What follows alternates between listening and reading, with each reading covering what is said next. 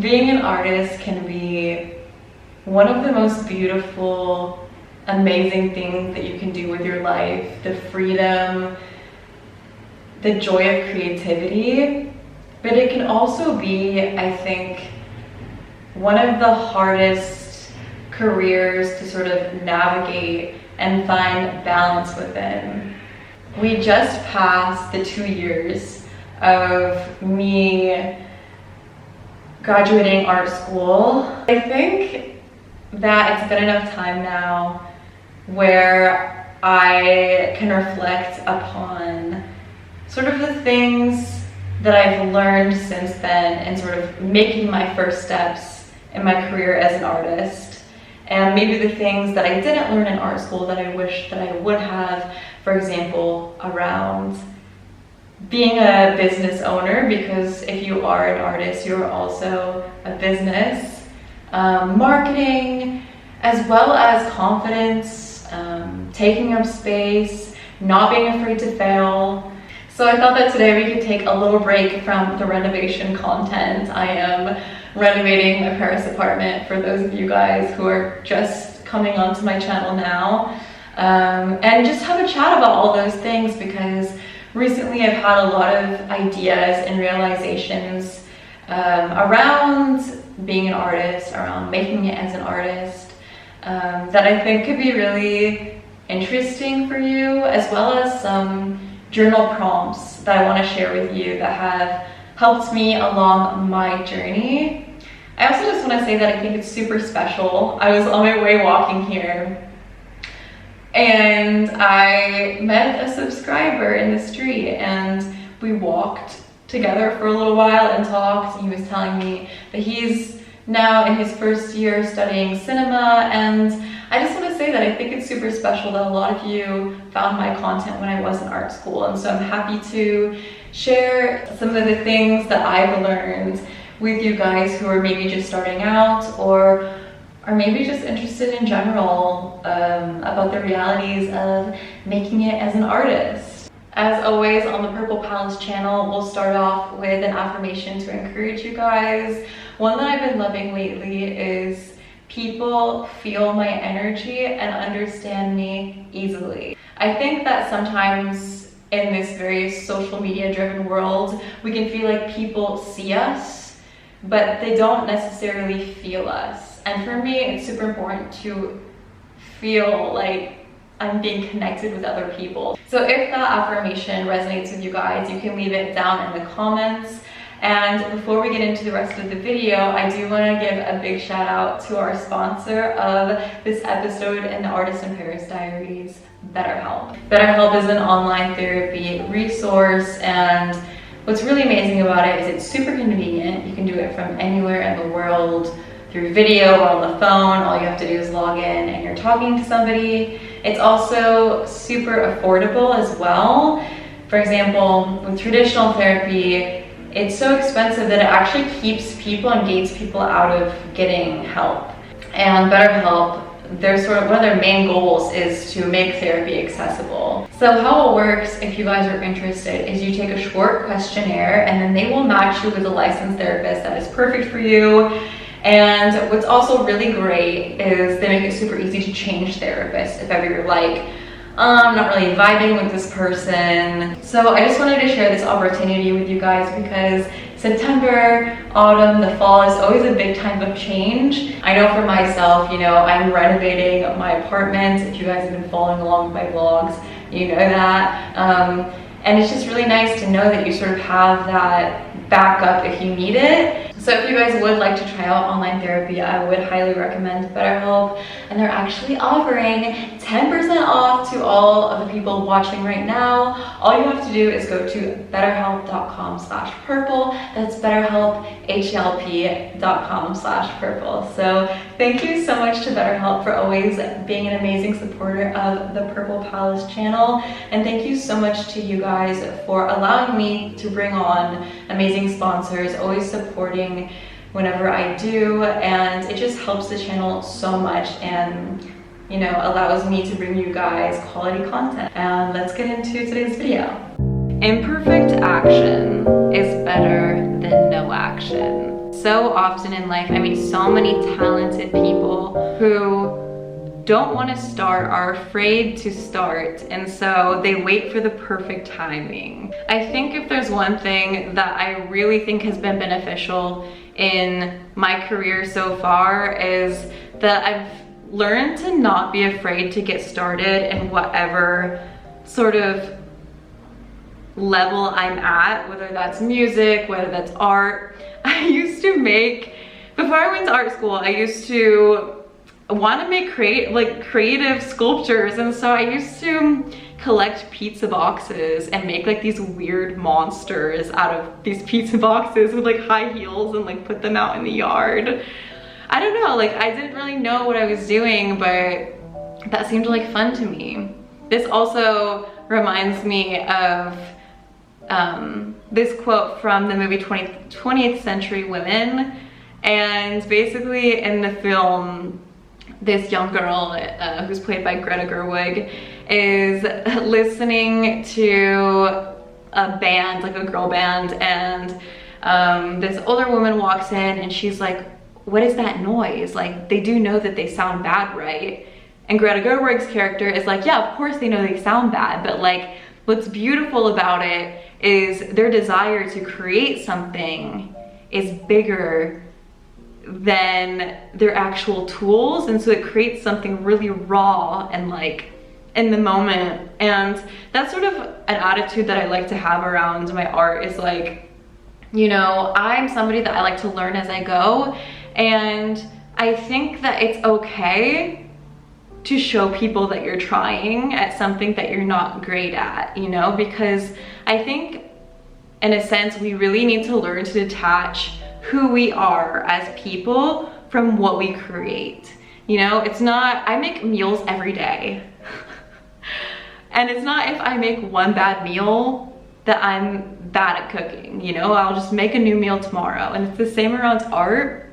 Like, I make art like I breathe. And that's something I talk about a lot, is it's like, it's not something that I'm gonna wait to do, you know, and I don't think that you should either. And I also think the fact that you maybe aren't great at something can be a beautiful part of the final product. For example, there's a lot of painters that in their final painting, they will actually leave like the tape marks or, you know, the unblended brush strokes, because they actually value the process just as much as the final product. And I think that there's a tendency nowadays in music, for example, for everyone to want everything to be like super like bubble wrapped, you know, like super like pop and with no traces of like actual charisma sometimes. For example, I know myself, I've worked with different people on music, and sometimes, you know, the people who are like mastering it, or the people who want to do like the final sort of touches on it, they want to take out a lot of what makes it sort of naive in a sense. And that bothers me, because I'm like, I like the fact that you can tell that this was like bricolé un peu, you know, like I like, for example, when you have a sculpture and you can see the marks of like where someone welded, you can see like what makes it super unique, like a snowflake. And so basically all this to say that I think that there's an obsession in our society these days to see flaws as negative, and so it keeps people in their quête for perfection from actually trying it all. So the first prompt that I have for you guys, having said that, is what is something that you've wanted to do but you've not let yourself take action because you're afraid of imperfections, you know?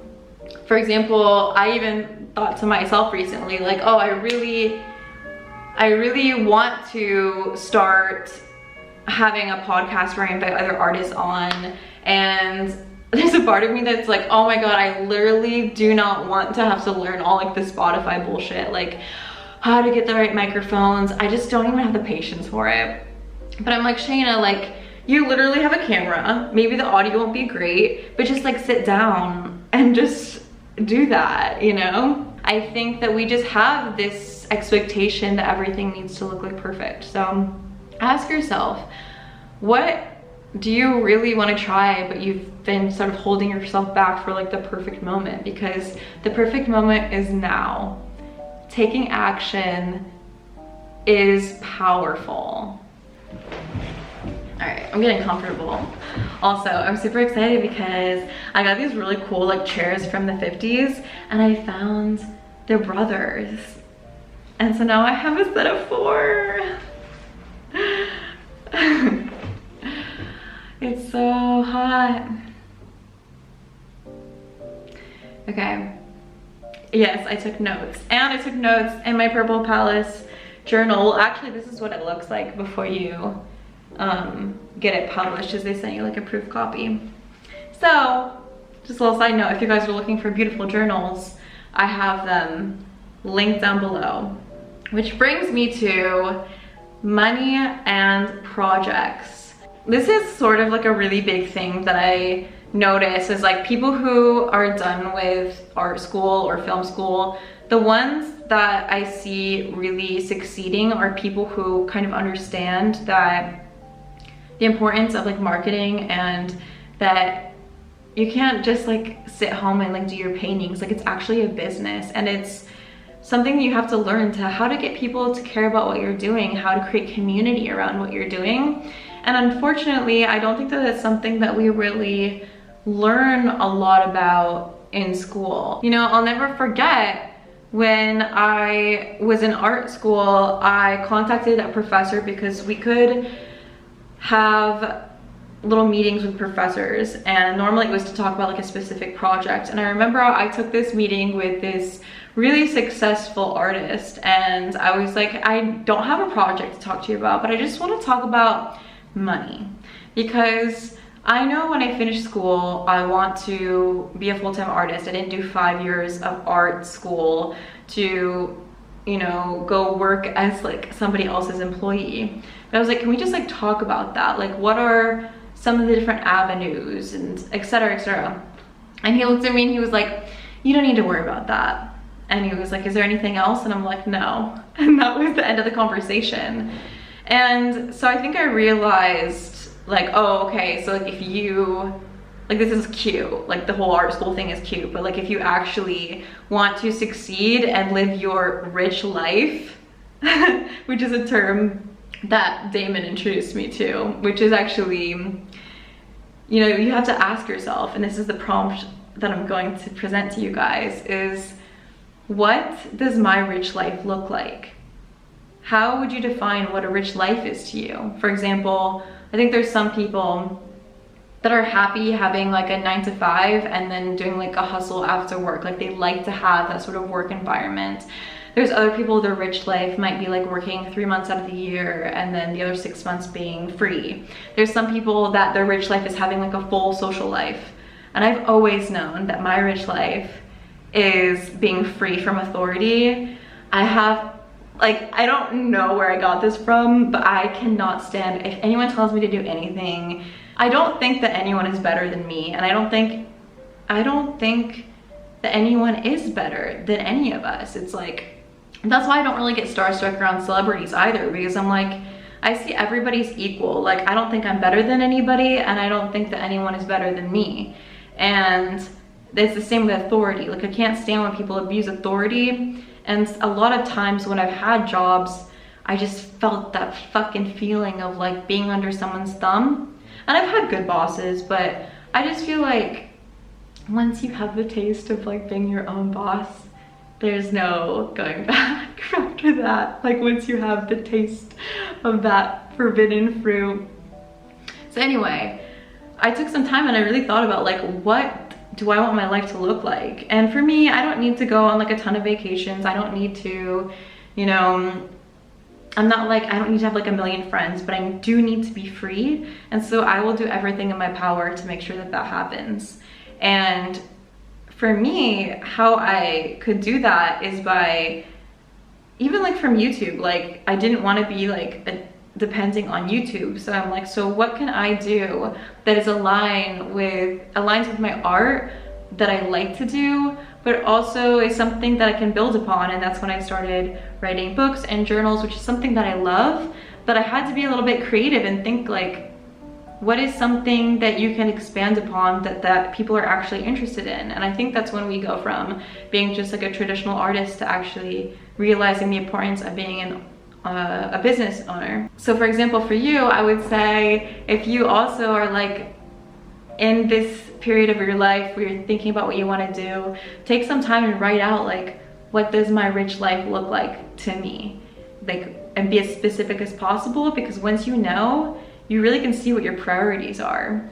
For example, I know a lot of people in the US, if they were to visit my apartment, they would be like, where the fuck's the AC? Like, we're hot, like you live on the 6th floor. And these are all things that are non-negotiables for them. But for me, I don't really care about that, you know? And I guess I was reminded of this as well because I went to this poetry night and I met this artist there, and her work was so beautiful. And I think I'm actually gonna ask her to be on my podcast whenever I get time to start that. But it's just, I need to finish the moving shit before I need to nest, okay? But she has the most beautiful work, and she was talking about like how she also like has side hustles, and we got on the topic of money and everything, and she was talking about like how now she's using a lot of the techniques that she uses in her like traditional art to make some like bags and things that she can sell. And I'm like, yes, like it's important to realize that like maybe some people can make a full-time living from like their paintings or, you know, what have you, but it's actually really important to be versatile. And I also just want to say that like we really as a generation need to get past the idea that money is evil and all this guilt around money. Like if you want to have money, then you're a sellout. I'm sorry, but like if having money means that I get to be free, if that makes me a sellout, then like I don't give a fuck, because at the end of the day, money is just a tool for freedom. Money buys you freedom. And I'm not saying it has to be the most important thing, but I think that it's something that you need to consider because it's the currency, you know? So write about what your rich life is. Do you see yourself in Paris having a coffee on the Seine? Do you see yourself, I don't know, like performing on stage? Like what do you see yourself doing? Like what would be your rich life? And it's probably gonna look different than mine. It's probably gonna look different than a lot of people's, you know? All right, I'm a little bit scared because I'm just looking at the time and I see it's 20 minutes and I've only shared, how many have I shared? I've only shared 2 prompts. Are you kidding me? 2, 3, shit. All right. Do I keep going? Because look, this is gonna be a really long video.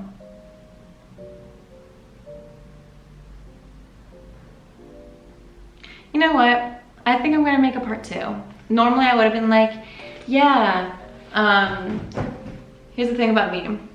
Normally I would have been like, yeah, like let's just make a long freaking video, but I'm also like, that's probably, those 2 prompts just in and of themselves is probably a lot for you guys to think about. Like, you know, what do you need to take action in that you're not? This is your sign, okay? Like, I think the thing that I just learned growing up from having so many jobs and traveling and just, I just realized that like a lot of people that act like they know what they're doing don't, and they don't know better than you know? And you can find loopholes for anything.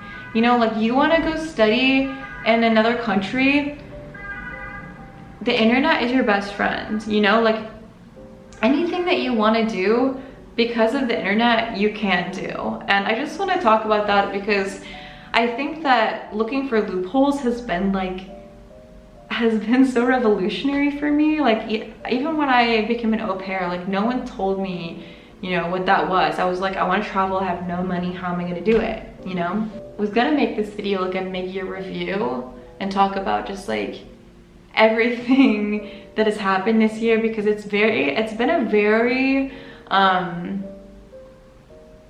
revelatory year in the sense of like, this is the first year that I've ever been like completely sober since I've been an adult. I've been sober since like December, so like 8 months sober.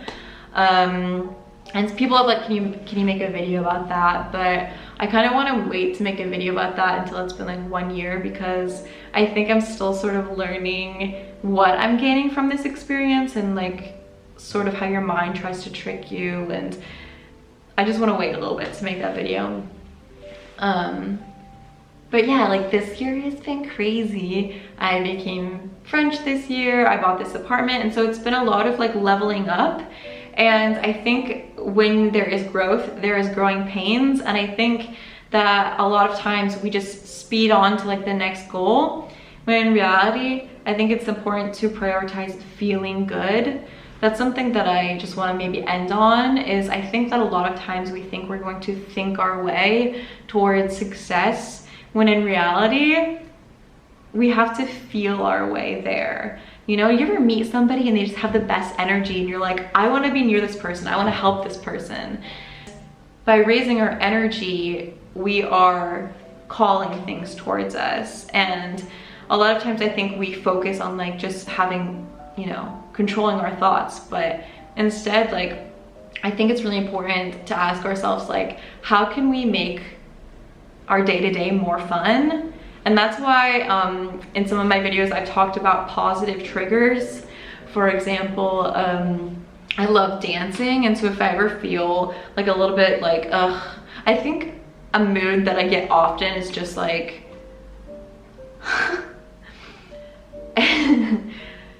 what is the word for this? Not bitchy, but just like, I guess that would be it. It's just kind of like, you know, like when there's a lot to do and you're just, and I don't like being in that energy. In order to raise my frequency, I know that like I love dancing, like I love ceramics, like I love welding and like doing all this fun stuff, and it makes me feel so much better. Like the other day I was in such a bad mood and I just came to my, you know, like one of those moods where you're like, oh my god, like everything sucks, everyone sucks. But yeah, the other day I just came into my apartment and I was playing the synth, and I just felt like so good. I don't know what that instrument does to me. It's like I have the best crazy dreams whenever I play the synth. I don't know, I just, yeah. I don't know. I thought that I was gonna share a lot more prompts, but I'll maybe make like a part 2. I probably won't call it part 2. But just watch my videos and you'll probably see it, because I have a lot more things to share that I've been thinking about.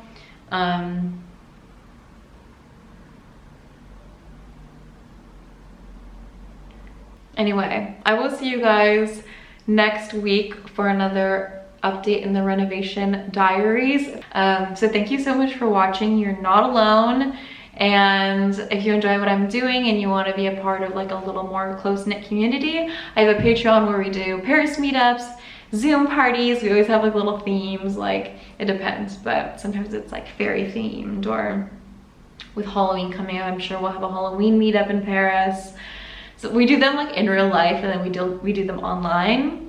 And it's really cute because a lot of people from the community have become really close friends and have like traveled with each other, and I just love community. As well as I have my I Love Sensitive, a workbook for creatives and empaths with a lot of journal prompts and little exercises to get you in touch with your creativity. I will link that down below. I really hope that you guys have a beautiful week, and remember, you're so loved, so taken care of, and the desires of your heart are there for a reason. You're meant to shine, baby. Keep shining, baby. All right, I love you, and I'll see you next week. Bye.